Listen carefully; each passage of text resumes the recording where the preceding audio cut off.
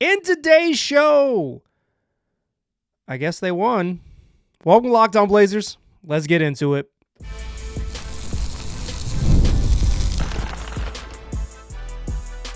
You are Locked On Trailblazers, your daily Portland Trailblazers podcast, part of the Locked On Podcast Network. Your team every day. What's up, world? It's your past first point guard and Trailblazers reporter, Mike Richmond. You are listening to another episode of Locked On Blazers, part of the Locked On Podcast Network, available wherever you get podcasts and also on YouTube. Thanks for making this show your first listen, coming at you each and every weekday, Monday through Friday. So make it a part of your daily routine. Make it your first listen and tell your friends to do the same. It's Locked On Blazers, your team every day. In today's show, we're talking about a 114-112 win in Utah. The Blazers go kick off a road trip, 7 games, 7 cities, 12 days, 14 days on the road. It's a whole lot of travel, and it started with a victory, and it was roundly unsatisfying. We'll talk about that one. Blazers hold off the Jazz at the very end in a game that didn't leave you feeling whole. Well, perhaps it did, but it left me feeling a little unsatisfied, maybe greatly unsatisfied. We'll talk about why that was. We'll recap the game, talk about why that was, and then we're going to flip the script and look at what the Jazz did and how it might color your opinion of what the Blazers are doing indeed. Let's do what we do, though. Fastest recap in the West. Blazers lose this game 114-112. The Jazz were not playing their dudes. No Lauri Markkanen, no John Collins, no Colin Sexton, who's been hurt, no Jordan Clarkson, no Walker Kessler. That's like 5 veteran guys who would be competitive if they all got into the lineup together. You could win 33 games with that lineup or something to that effect. Yeah, this was a tank game. The reason why I say that is because Markkanen and Kessler played the second night of a back-to-back on Saturday. They played the first half Friday night and then played again Saturday, and then they're suddenly like a little bit hurt, a little bit banged up, and can't play. Collins did not play that second night of a back-to-back, but he played as recently as Friday. Jordan Clarkson played as recently as Friday. The Jazz were resting their vets in order to preserve a loss, to make sure they didn't sneak up and get win number 15. And the Blazers, 38 minutes of Jeremy Grant, dial that thing up. No Rob Williams in this game. He was out with what their team is still calling left knee soreness. Bummer for Rob. No DeAndre Ayton, no Matisse Thybulle. But Blazers, they roll out with their crew. Anthony Simons, Jeremy Grant, along with Denny Avdia, Toumani Camara, and Donovan Clingan in the middle. You know what you're going to get, right? The Blazers just won a game by 53. They've been thrashing bad teams, so they're going to handle a bad team, right? No, they are going to struggle. It's the NBA. You're just not going to win every night by a cajillion, although the Hornets did lose again by nearly 50. In fact, maybe 50. Look in the box score quickly. Poor Bugs. In any case, Blazers down 1 after 1 against the shorthanded Jazz, rolling out a young lineup, starting Johnny Juzang, new member of the Jazz, KJ Martin, rocking 99, looking like a part-timer if there ever was one. Kyle Filipowski, Bryce Sensabaugh, and Isaiah Collier. That's the lineup for the Jazz. Isaiah Collier, Bryce Sensabaugh, Johnny Juzang, KJ Martin, that's Kenyon Jr. Martin Jr., for those of you scoring at home, and Kyle Filipowski. That's a starting lineup that is up 1 after 1. Blazers down 33-32, but they took control in that second quarter, up 61-51 at the break, and it would have been 13, except Collier hit a shot from half court to cut it to 10. Heading into halftime, a 10-point lead, and the Blazers could not put the Jazz away. This was the theme of the whole dang game. Blazers up 86-82 after 3. They head into the fourth quarter, and twice in the fourth quarter, they have a double-digit lead. Once at 3.5-minute mark, 3:32, they take a 10-point lead on 2 Denny Avdia free throws, and then at 2:16, Denny Avdia back to the free throw line, earns another trip to the free throw line on a tough drive. Denny doing what he does, hits 2 free throws. Blazers are up 10 with 2:16 left. This thing is cooked. All you got to do is play a little bit of defense, not give up some stupid shots, probably make another bucket, and you're going to win. Oh my goodness. Bryce Sensabaugh comes down and dribbles into a three. Then the Blazers come down. They run some clock. They run a horn set too high for Denny Avdia to get around two screens, but he can't get into the paint. He gets walled off. He has to kick the ball back out to Anfernee Simons eventually. Anfernee Simons, up against the clock, drives, misses. Scoot Henderson misses a tip dunk, and the Blazers have to, and the Jazz go the other way. Blazers actually, knock the ball out of bounds and prevent a Jazz fast break opportunity. But on the following ensuing play, Keyonte George draws a foul. Maybe it was a foul on the floor, but they called it a shooting foul. Whatever. Like you need to make plays. Sometimes the tough calls are going to go against you. George hits 2 free throws, and so quickly a 10-point lead is down to 5. Blazers just need to score and put this stupid game away.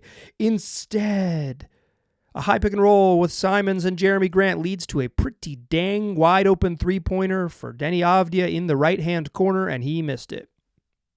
Pretty good look, and he missed it. Sometimes it happens. And then the Blazers, ball gets tipped out of bounds again, and the Blazers press, and they press coming out of this coming off of this miss and coming off this inbounds after a brief stoppage. And I think pressing is fine in general. It's going to make a team take a little bit more time. Jazz actually have to get the ball into Kyle Filipowski, which they don't want to do. And Filipowski dribbles, across half court. Their center, he's a pretty skilled big guy, but he dribbles across half court, which he probably doesn't want to do. And Jeremy Grant fouls him like a step across half court. I think it was a pretty weak foul call. I also think it was a foul. I think he body checked him chest to chest. That's a foul 40 feet from the rim. It's not a foul 3 feet from the rim, which might be a problem with how the NBA works, but that's a foul out there. They're going to call that. It's a weak foul call, but they called it. And so the Jazz barely get the ball across half court and get 2 more free throws. Filipowski, and that was their second foul within 2 minutes. So it's a shooting. They get free throws out of it. Filipowski hits 2 free throws, and now all of a sudden it's a 3-point game with 53 seconds left. The Blazers were up 10 with 2 minutes and 16 seconds left, and now it is a freaking 3-point game with under a minute to go. The Blazers got to get something. They run a high pick and roll with Jeremy Grant and Anfernee Simons again. They go back to their bread and butter. That first action gets stopped. They get it to Denny Avdia on the left wing. Avdia on the left wing is a great place to get him the ball because then he can attack hard with his right hand, and he does. And he attacks hard, and he draws defense, and he makes a pass inside to Jeremy Grant, and Jeremy Grant gets blocked inside. And the Jazz are going to get the ball back. They're going to get the ball back with under 20 seconds left, down 3. And Keyonte George drives. Scoot Henderson plays him really well, and he misses. It's a tough drive, good defense. Blazers get the rebound. Jazz are forced to foul. Jazz had a foul to give, so they fouled and then had to foul again. Jeremy Grant goes back to the free throw line and hits 2 after Keyonte George missed a tough driving 3, well defended by Scoot Henderson. It's a 5-point game with 13 seconds left. The only thing you can't do here, down 5. I think on the broadcast, the Blazers, Michael Holton said that the Jazz shouldn't shoot a 3-pointer. They absolutely should, and they did. The only thing you can't do if you're the Blazers is give up like a 2-second shot, right? You need to make someone dribble. They give up a shot in 2 seconds. Keyonte George hits an immediate catch and shoot 3. The Jazz have the ball after those Jeremy Grant free throws with 13.7 seconds left. Keyonte George's 3 goes through the rim with 11.7 seconds left. 2 seconds. A 2-second possession. Okay, well, now it's a 2-point game. Jazz foul again. Anfernee Simons back to the free throw line. 4-point game. Blazers are just holding on enough. And the Jazz have a timeout, but they're not going to take it here. They got to push. They push off the second made free throw, and within 4 seconds, Anfernee Simons makes it with 8.8. His free throws with 8.8 seconds left. 4.2 seconds left. Keyonte George hits another 3. You got to turn him. You got to do something. I mean, that shot is hard, right? That's a challenging one. The inbounds one is more brutal than this one. Keyonte George hits a tough pull up 3. He's been terrible, but he makes these shots. All of a sudden, it's a 1-point game. Blazers going to have to make free throws and hold on for dear life. Jeremy Grant splits a pair of free throws. Jazz get it back with 3.1 seconds left. Take their final timeout. You know they're going for the 3. You know they're going for 3. You know they're going for the win. They do. Keyonte George gets a pretty good look at it. Well defended by Jeremy Grant and end up being a difficult shot. But in terms of being able to get the guy you want taking a shot that you think you can make, it's a hard one. But they went for the win, and it would end up being a challenging jumper. But again, clean process, albeit well defended by the Blazers. Shots off, Blazers hold on to win 114-112. That's your fastest recap in the West. And yeah, it took 10 minutes because we spent a lot of time talking about how you blow a 10-point lead in the final 2 minutes and 15 seconds against a team that really doesn't have much interest in winning. Like, the players have interest in winning, to be sure. Like, the Jazz players that go out on the court, play hard, and play to win. The Jazz front office don't really care. I'm not sure Will Hardy, the Jazz coach, like, he's down for the cause. I've watched enough Jazz games this year to know that Will Hardy understands the assignment, and the assignment does not involve racking up a bunch of wins. If they do happen to win, if they do happen to beat Houston on the second night of a back-to-back, that's a nice little victory. But in general, you just lose the games, let the young gentleman play. That'll be that. Will Hardy challenged 2 calls in the first quarter. He was having a weird game. The way this ended was just so unsatisfying. That was really my big takeaway from this game, is like, of all of the ways this final 2 minutes, and really the final 4 minutes, could have gone down, this was the worst one. This was the worst one. Let's talk about that in the second segment, because I don't think this is a catastrophe. I think this is just a general unsatisfying game, and you kind of, in games that happen like this, you look closer at the process. Join me. Let's talk process and lack of satisfaction in that second segment. Join me there, won't you? First, though, let's talk DoorDash. If you're an NBA fan, listen up. They swoosh, you save. That's pretty simple. Thanks to Dash Pass, every time a player drops 50 or more points in a game, you score a huge deal the next day. It's simple. Any player scores 50 or more points during the regular season, Dash Pass members get 50% off of an order, up to $10 off the next day from noon to midnight. Or for my West Coast listeners, 9 a.m. to 11:59 p.m. Pacific time. Go take advantage all day long. So maybe after the game you got a late night craving, so you're rewatching the highlights, you just need a midnight snack. Use Dash Pass to grab something delicious while you're saving big. Or perhaps the next day after you watch someone drop a 50-piece, you need a quick and easy lunch. With Dash Pass, you get your favorite meals with 0 delivery fees and reduced service fees. Plus, now you save even more with this exclusive NBA offer. Sign up for Dash Pass and be ready to save. When any player scores 50 or more points in a game, Dash Pass members get 50% off an order the next day, up to $10 off. Just use the promo code NBA50 from noon to midnight or 9 a.m. to 11:59 Pacific time. Shout out to my West Coast listeners. After a 50-point game on eligible orders at participating merchants, must have an active Dash Pass account. Terms apply. Visit DoorDash to learn more. All right. So yeah, the Blazers win this game. They hold on to win this game. They hold on to win this game because they made enough free throws, and Keontae George was not going to stay this hot forever. He was 4 of 14 from 3, and he made 2 of them in the final 20 seconds. When he started taking those threes, he was 2 of 11 from 3. Hey man, shoot it, shoot it, dog. Like, sometimes it's just like that. He made some shots. The Blazers, they held on to win. I just think this is one of the least satisfying outcomes you could draw up as a Blazers fan. Think of the possible outcomes here. They just beat the Hornets, who are in a bad way, by 53, right? That's at home. The Blazers have been much better home than on the road. Obviously they went on the road right before the All-Star break and kind of got beat up and against good teams. Now they're playing a bad team, resting their players on the road, and they barely win this game. But it's like, and whether you think they should be losing on purpose at this time of the year, like regardless, if they go in to Utah and they start off this road trip by beating the snot out of the Jazz, like by handling them, they win, they're up 10 with 2 minutes left and they cruise to a 17-point win. Like, you'd say, maybe that's not what they should do, but like, if they're better than a team, they're better than a team, right? You're not going to complain, right? Or maybe you will, but like, there's a lot less incentive when you're just straight up, when you out-talent a team. You say, hey, you played another basketball team tonight, you were better than them, that's it, and that's all, right? You just go home with a talent win. If they had lost, you would have been easy to sort of rationalize a loss. This is good for the tank, good for draft picks.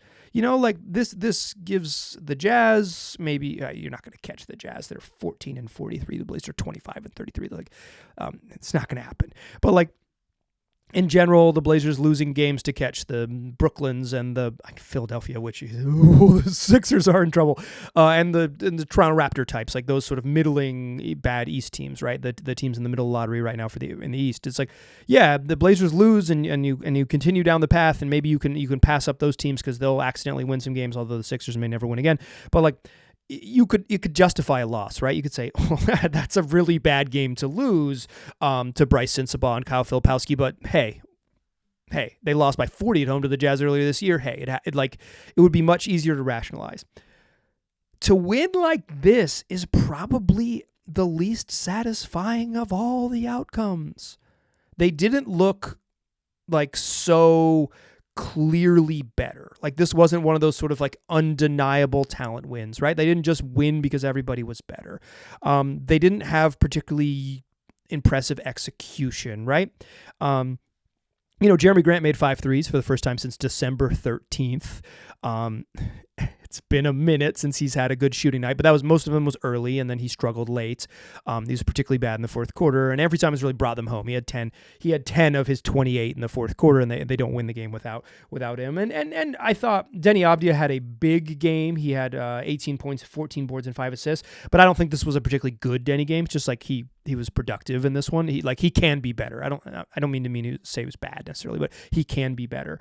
But like, you got 38 minutes of Jeremy Grant, and you get 38 minutes of Jeremy Grant where he goes 1 of 5 from 2 because he forgot how to make 2-pointers this year, just like has totally lost the skill of making 2-pointers.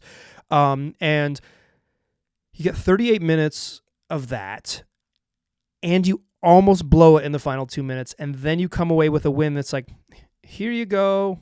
The other team doesn't really care about winning, and you can have this win where you played poorly and tried to give it away, and you played your veteran forward 38 minutes for ostensibly no reason.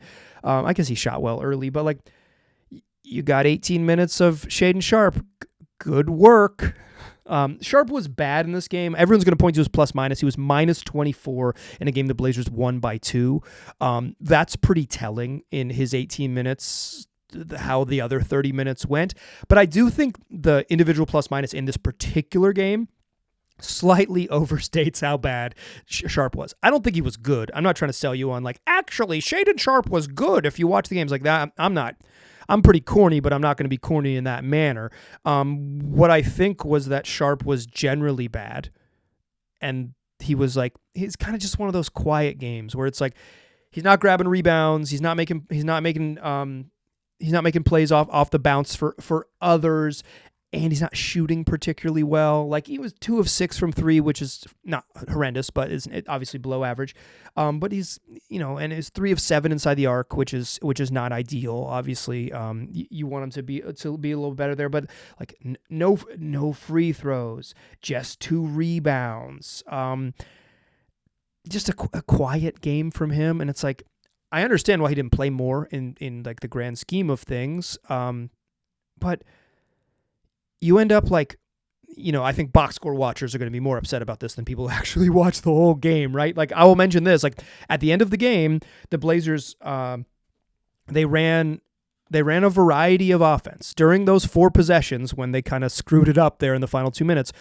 One of them was a Denny Avdia initiated set. One of them was a Scoot Henderson initiated set, and 2 of them were Jeremy Grant, Anthony Simons high pick and rolls. And one of those Jeremy Grant, Anthony Simons high pick and rolls led to a catch and shoot corner 3 from Denny Avdia. I don't think variety of offense was necessarily a problem, just bad execution, right? And so, like, this is what I mean by unsatisfying. I don't think this is a catastrophic win. Like, at this point, does it even matter if the Blazers win? Like, they've already made their pick 9th in the draft bed, right? Like, you might as well tuck yourself into the 9th or 10th pick in the NBA draft. Obviously, that's just like lottery odds, and they can end up anywhere else. But they're tracking towards something like a 75% chance to pick 9th or 10th in the draft. That's just the math, right? We'll see where they end up. They could be the odds are the odds are merely odds. They're not actually draft slots. But like, they can't really lose right now because they're not committed to the cause. They can't really lose enough to get a top 5 or bottom 5 slot. It seems like 6 was the sort of the dream that if they'd kind of committed to it, but It doesn't seem like they're going to do that. So, just based on like the dudes that are still playing right now, the fact that Jeremy Grant played freaking 38 minutes tonight, it's like they're playing out the string, right? They're playing out the string. And so I don't think like winning this game in particular was catastrophic or even like necessarily like capital B bad. I just think the way it went down, where they didn't play particularly well, you got a lot of Jeremy Grant who was bad when the game was on the line, and they just kind of survived a win that the other team didn't seem to care about, is about as unsatisfying a victory as you could possibly draw up for a team like the Blazers. Other teams that are chasing the playoffs or whatever, it's like you just win the game. You just win the game, and you do not care about style points. For where the Blazers are, I don't know that style points like matter, but they're certainly more notable. The how is more notable because they're not good enough to be a playoff team. They're not bad enough to be one of the awful teams. They're in this middle space. So how they end up in the middle matters. And that's what I started thinking watching the Utah Jazz. Their how is notably different. I want to flip the script a little bit. If you're watching this game as a Jazz fan, you just are transported in your exact experience now and thinking about this from a Jazz perspective. How much does that shift the way you feel about the outcome of this game? Join me for a hypothetical trip to the other sideline, and we'll talk about process and tanking and development and all of those things, the major questions facing the Trailblazers and facing the Jazz in that third segment. Join me there, won't ya? Still a pass first point guard. Still Mike Richmond. You're still listening to Locked On Blazers. The Utah Jazz rested their vets tonight. They didn't have any interest in winning this game. They were committed to it. They said, if we're going to win because Keontae George and Isaiah Collier and Kyle Filipowski and Bryce Sensabaugh and maybe Lil Cody Williams got us where we wanted to go. Or didn't want to go, but got us where we ended up. But they weren't going to mess around and play competent veterans. In many ways, the Jazz and the Blazers are kindred spirits. And if you just look at the standings without looking at the win column, they're kind of where we thought both teams would be.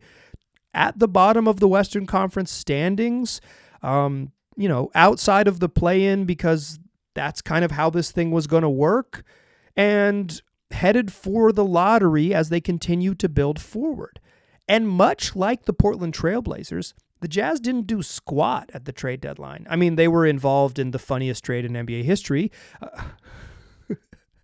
acquiring a couple second-round picks to help facilitate Luka Doncic getting run out of town for being too young and talented, for being too into drinking Arnold Palmer's, for being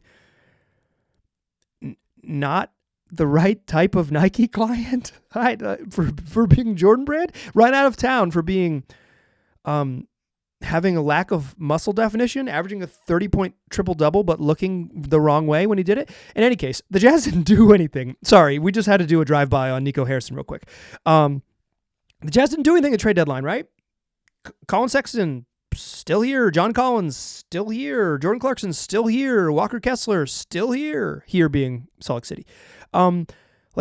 The Jazz, a young team, ostensibly a team chasing Cooper Flagg and the top pick in the draft, didn't make any moves to increase their asset base, didn't trade any of their competent veterans that could have helped them acquire either picks or other young players, or even just a new mix of veterans that could help move the sort of just the whole thing forward.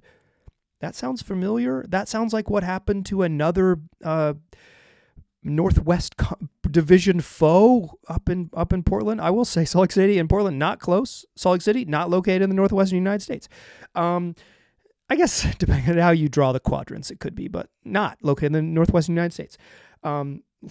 Located in the Mountain West. The Jazz, in some ways, followed a path not dissimilar from the Blazers.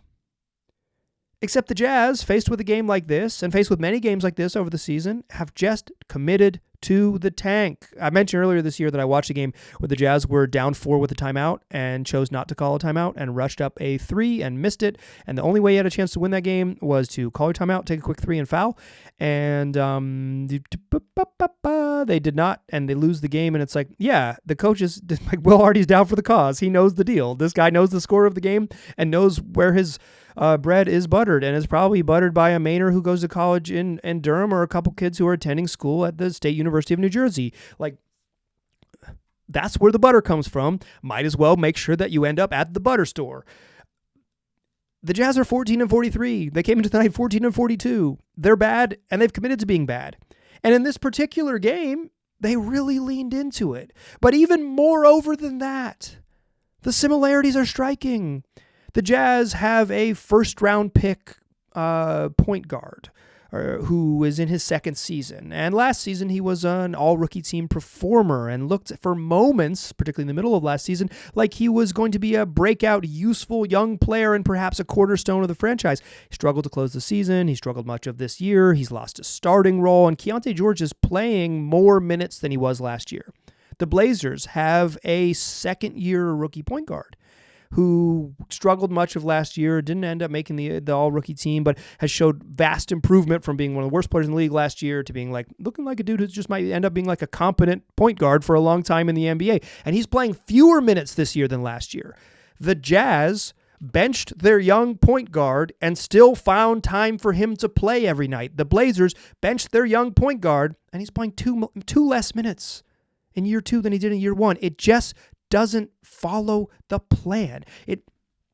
What I watching this game and watching I don't even let me be a cajillion % upfront here. Let me be as honest as I can be. I don't like any of the Jazz young players. I don't rate them highly at all. I don't think Keyonte George is going to be that good. I think Isaiah Collier, I know that some Jazz folks really like him. I think he's bad. I think he can't shoot, and he's tiny. He's a good passer, and I like pass first point guards, but I don't view Isaiah Collier as an NBA starter in the future. I don't. I will let me know, Jazz fans, when I'm wrong. I'll be here recording the podcast. You could tell me I was wrong.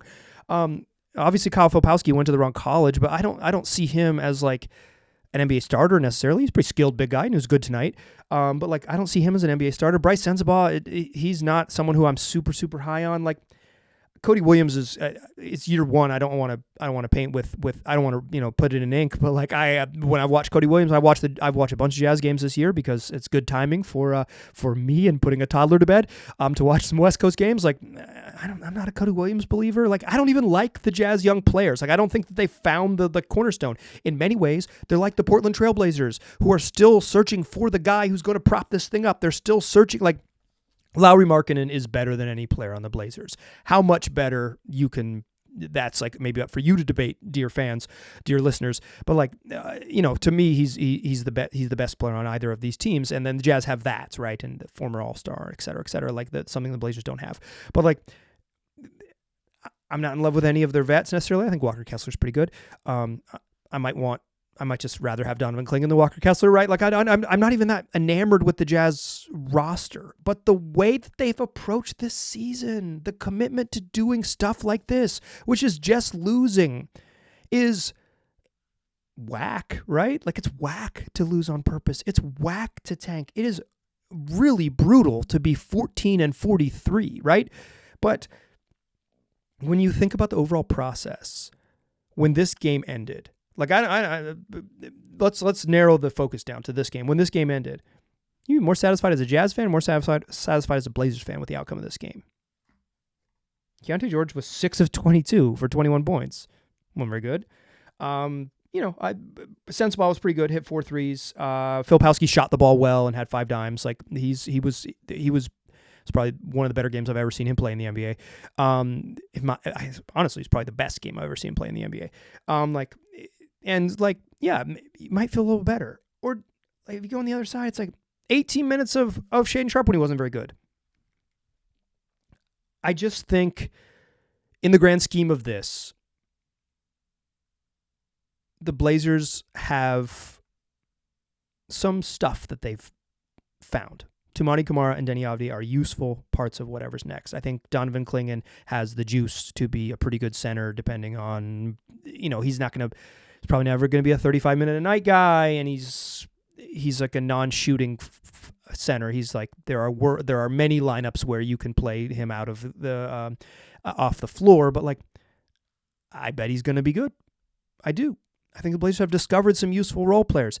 I think Scoot Anderson is having a much better year 2 than year 1 and is showing some stuff, and he's playing fewer minutes. It's just I think, Shaedon Sharp's had a year 3's been kind of wonky for him. I don't have superlatives for him necessarily, although like I'm not like out. I don't feel I feel less hopeful for him than I maybe have in previous times during his career. But I'm willing to change my opinion based on future data at any point. And it's hope as opposed to certainty. So like, I think the Blazers have discovered some stuff. I think they've got some useful parts. I don't think that like playing Jeremy Grant 38 minutes in this game ruins the whole plan. But when I looked on the other sideline tonight and I saw a team that was like at least committed to the direction, it made me think like, how would you feel if the roles were just flipped in this game? Would this have been an unsatisfying victory or kind of one of those good tank losses where you're like, hey, got a little bit of good stuff from Flip, got a little bit of good stuff from Sensabaugh, Keontae made some shots when you need him to make shots at the end of the game. You feel like you're headed in the right direction. I'm not saying the Blazers are headed in the wrong direction necessarily. They're just headed in a middling direction. And that strikes me as a very weird choice in a league that is obsessed with winning at the highest level and losing super aggressively. The Blazers, and very specifically not the Jazz, are kind of just cool with coasting to the middle, whereas the other team in the arena tonight is very clearly down for the cause. And let me say it again, I don't even know if the cause will work for the Jazz. I like the Blazers' young players more than I like the Jazz young players.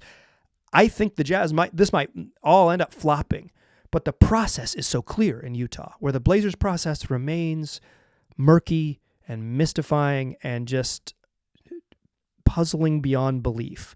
If you were hoping that I would come to a conclusion here, I got an email right before I started from listener Marcus who said, "What are they doing?" And I said, "Marcus, you listen to the show? You think I have answers to that?" And so, Marcus, if you made it to the end of this program, yeah, I don't know.